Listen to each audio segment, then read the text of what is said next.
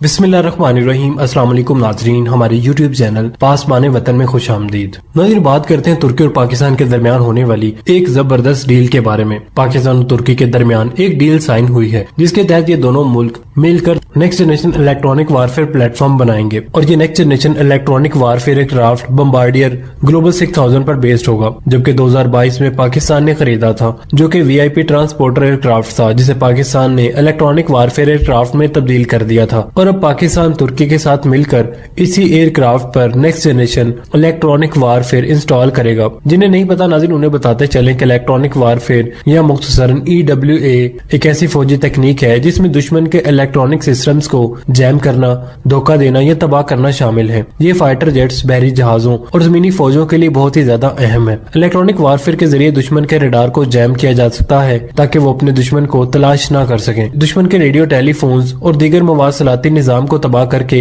इनकी अफवाज को आपस में बातचीत करने से रोका जा सकता है। दुश्मन के हदफ को गुमराह करके इन्हें गलत सिमत में ले जाया जा सकता है। अपनी फौज को दुश्मन के रडार से बचाने के लिए इलेक्ट्रॉनिक वारफेयर का इस्तेमाल किया जा सकता है। लेकिन आज की जदीद तरीन जंगों में इलेक्ट्रॉनिक वारफेयर की अहमियत बहुत ज्यादा बढ़ चुकी है, क्योंकि जदीद तरीन जंगों में टेक्नोलॉजी का बहुत ही बड़ा किरदार होता है। अगर कोई फौजी दुश्मन के इलेक्ट्रॉनिक सिस्टम को तबाह कर सकती है तो वो जंग में एक बड़ा फायदा हासिल कर सकती है। नाज़रीन, पाकिस्तान के पास इस वक्त इलेक्ट्रॉनिक वारफेयर लड़ने के लिए 4 ही एयरक्राफ्ट हैं। 3 डसल्ट फाल्कन DA-20। इन एयरक्राफ्ट को पाकिस्तान ने फ्रांस से लिया था और इन पर इलेक्ट्रॉनिक वारफेयर निजाम नस्ब किया गया था। और ये ग्लोबल 6000 और दूसरा ग्लोबल 6000 और एक ग्लोबल 6000 जो कि कनाडा से लिया गया था।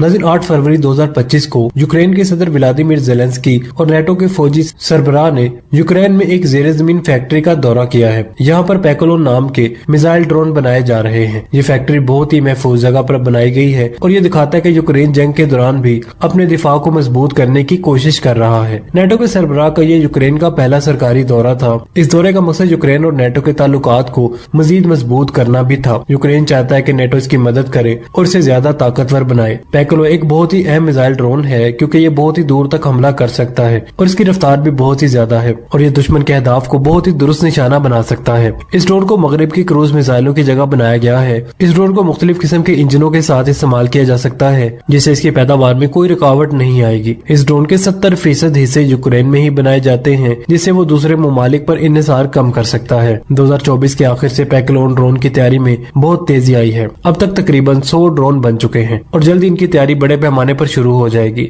यूक्रेन का इरादा है कि वो इसी साल अपने कम से कम 30,000 तवील फासले वाले ड्रोन बनाएगा जिससे वो जंग के मैदान में अपनी फौजों की मदद कर सकेगा और मगरबी ममालिक से मिलने वाले हथियारों पर इन्हिसार कम कर सकेगा। ये बात भी काबिल जिक्र है कि ये फैक्ट्री जेर जमीन है ताकि दुश्मन के हमलों से इसे बचाया जा सके। नाज़रीन, दौरे के दौरान ज़ेलेंस्की ने कहा है कि यूक्रेन में बनने वाले हथियार बहुत ही ज्यादा अहम है और इससे यूक्रेन की फौज की ताकत में भी इजाफा होगा। इन्होंने नेटो का भी शुक्रिया अदा किया और कहा कि नेटो को रूस पर मुसलसल दबाव डालना चाहिए ताकि इस जंग का जल्द से जल्द खात्मा हो सके। नाज़रीन, ईरान ने अपने बहरी बेड़े में एक नया जहाज शामिल किया है जिसे शाहिद बाखरी कहा जा रहा है। ये जहाज दरअसल आम तिजारती जहाज था जिसे बहरी फौज ने एक ऐसा जहाज बनाया है जो कि ड्रोन्स को उड़ा सकता है और उतार भी सकता है, यानी जिस पर ड्रोन लैंड भी कर सकते हैं और यहाँ से टेक ऑफ भी कर सकते हैं। इस जहाज में एक लंबा रनवे बनाया गया है जिसमें मुख्तलिफ किस्म के ड्रोन्स और हेलीकॉप्टर्स भी उड़ सकते हैं। इस जहाज को बनाने के लिए ईरान ने अपने मौजूदा जहाजों को तब्दील किया है जिस पर मुख्तलिफ किस्म के ड्रोन्स वगैरह और हेलीकॉप्टर्स उड़ सकते हैं। ये जहाज को बनाने के लिए ईरान ने अपनी मौजूदा जहाजों को तब्दील किया है।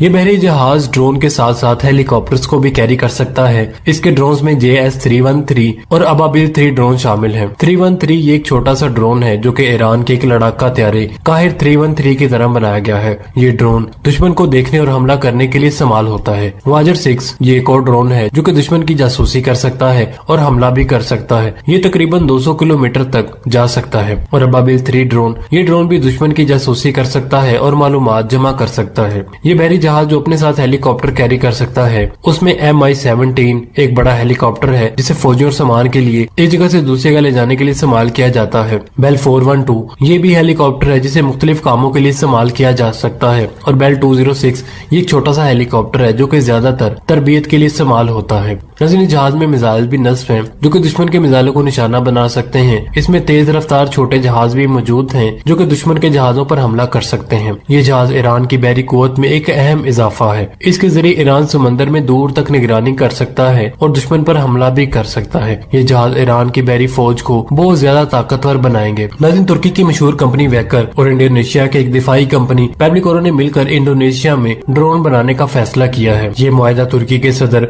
रजब तैयब एर्दोगान के इंडोनेशिया के दौरे के दौरान हुआ। इस मुआहदे से इन दोनों ममालिक के दरमियान दिफाई ताल्लुकात मजीद मजबूत होंगे। इंडोनेशिया अपनी फौज को जदीद बनाना चाहता है और इस मुआहदे से इंडोनेशिया को बहुत ही ज्यादा फायदे होंगे क्योंकि वो इस मुआहदे से खुद से भी ड्रोन बनाना सीख पाएगा। नाज़रीन, इस मुआहदे के तहत दोनों ममालिक बैरक्टर TB3 और अकंची नाम के जदीद तरीन ड्रोन मुश्तरका तौर पर तैयार करेंगे। नाज़रीन, बैरक्टर TB ड्रोन ये एक बहुत ही जदीद तरीन ड्रोन है और ये इंडोनेशिया के लिए बहुत ही मुफीद साबित होगा क्योंकि इंडोनेशिया एक जजीरा नुमा मुल्क है और इसे समंदर की हिफाजत के लिए बहुत सारे ड्रोन की जरूरत है। इस मुआहदे से इंडोनेशिया को तो फायदा होगा ही लेकिन साथ साथ तुर्की को भी फायदा होगा क्योंकि इससे तुर्की को अपने ड्रोन दूसरे ममालिक को बेचने में मदद होगी। ये मुआहदा इन दोनों ममालिक के दरमियान ताल्लुकात को मजीद मजबूत बनाएगा और इंडोनेशिया अपनी दिफाई सलाहियतों को भी मजीद बेहतर करेगा। नाज़रीन, भारत और बरतानवी कंपनी हेल्स ने एक मुआहदा किया है जिस मुआहदे के तहत भारत को स्टार ट्रेक नाम का एक जदीद तरीन दिफाई निजाम मिलेगा। ये सिस्टम दुश्मन के हथियारों, हेलीकॉप्टर्स और ड्रोन को निशाना बनाने के लिए इस्तेमाल किया जाता है। नाज़रीन, इस मुआहदे के तहत भारत को इस साल के आखिर तक स्टार ट्रेक मिसाइल्स और इन्हें चलाने वाले आलात मिलेंगे। नाज़रीन, ये पहली बार है कि भारत इस कंपनी का जदीद तरीन दिफाई निजाम मिलेगा। इस मुआहदे से भारत और बरतानिया के दरमियान दिफाई ताल्लुकात मजीद मजबूत होंगे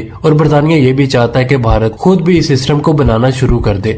इससे भारत की दिफाई सनत को भी फरोग मिलेगा। नाज़रीन, अमेरिकी फौज ने अपने नए बजट में B-21 रेडर के लिए फंड्स मुख्तस किए हैं। ये त्यारा बहुत ही जदीद तरीन टेक्नोलॉजी से बनाया गया है और इसे दुश्मन के मजबूत तरीन दिफाई निजामों को तोड़ने के लिए डिजाइन किया गया है। अमेरिका की फौज ने पहले 100 B-21 त्यारे बनाने का इरादा किया था लेकिन वो भी इस तादाद को बढ़ाकर 145 से 200 तक करना चाहता है और इससे जाहिर होता है कि ये त्यारा अमेरिकी फौज के लिए बहुत ही ज्यादा अहम है। B-21 रेडर को पहली बार दिसंबर 2022 में अवाम के सामने पेश किया गया था। इस त्यारे की पहली परवाज नवंबर 2023 में की गई थी। 3 B-21 त्यारे बनाए गए और अभी तक इनकी टेस्टिंग भी जारी है। नाज़रीन, B-21 रेडर को अमेरिका की मुख्तलिफ एयर बेसिस पर तैनात किया जाएगा। इस त्यारे को एटमी हथियारों से भी लैस किया जा सकता है। अमेरिका की फौज ने अपने बजट में B-21 त्यारे के लिए फंड्स को मुख्तस करके इस बात का इजहार किया है कि वो इस प्रोग्राम को बहुत ही ज्यादा अहमियत देता है। इनका मानना है कि B-21 एयरक्राफ्ट अमेरिका की फौजी ताकत को बहुत ही ज्यादा मजबूत बनाएगा। तो नाज़रीन, अब तक के लिए सिर्फ इतना ही। उम्मीद है आपको ये अपडेट्स पसंद आई होंगी। अगर वीडियो पसंद आई तो इसे लाइक और शेयर करने के साथ साथ कमेंट सेक्शन में अपनी कीमती राय का इजहार करना मत भूलिएगा।